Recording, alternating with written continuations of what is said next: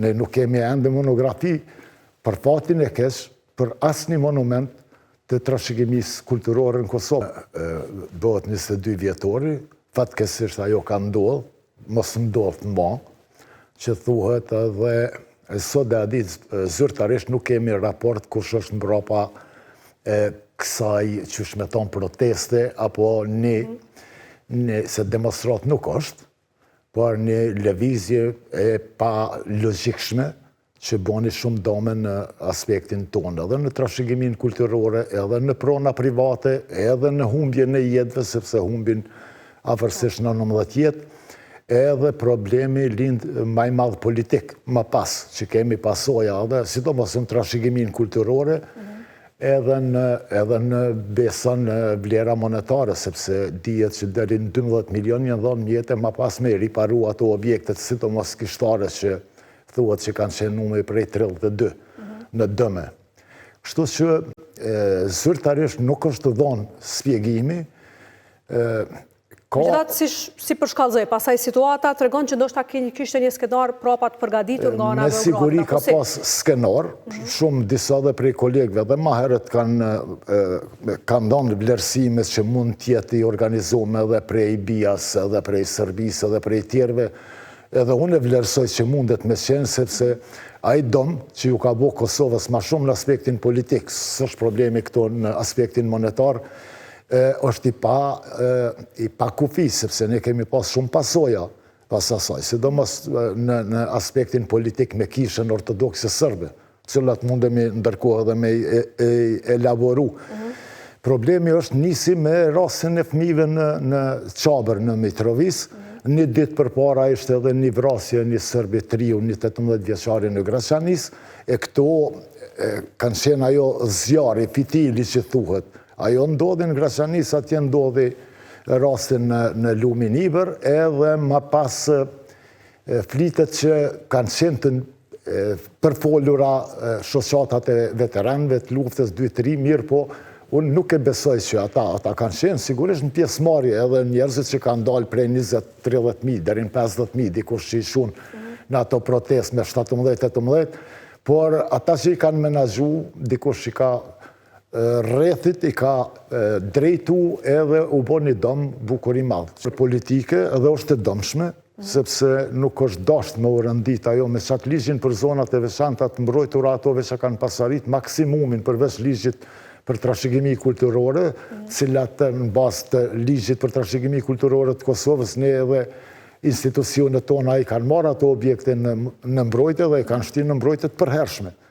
Kryesisht këto objektet me rëndësi,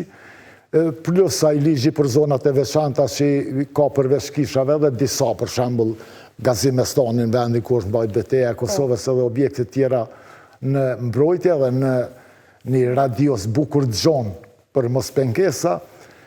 kjo po kërkohet këtë eksterritorialitet. Çka do të thotë? Ajo do të thotë që shtet brenda shtetit, do të thonë çat hapësinë që e ka në shërbim, çaj objekt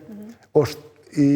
veçantë, është me autonomi shtet në shtet. Do të thonë sikur Roma që është në Itali, Italia, por Roma është shtet në vetë, i Vatikani edhe ka statusin e vetë, rregullat e veta, administratën e vetë, kushtetutën e vetë, ligjet e veta krejt më nxirr. E ne unë besoj që do të kemi njerëz të dijshëm, edhe në fushën e trashëgimisë, edhe në fushën e jurisprudencës që ti mbrojmë të drejtat e trashëgimisë, objekteve, monumenteve të trashëgimisë, cilat janë tanat. Sepse edhe me konventat ndërkombëtare, edhe në qoftë se rastisht hipotezë të ngrisim që është një objekt i ndërtuar prej serbëve, në shekullin 19, nuk po shkojnë 14, se në shekullin e 14 nuk ka serb. Ka slav, ka fisi apo krahina e rashkës rasianët, cilët nuk janë vetëm serbët e sotshëm. Do të thonë, historia, proceset edhe etnicitetet tjera kanë një histori,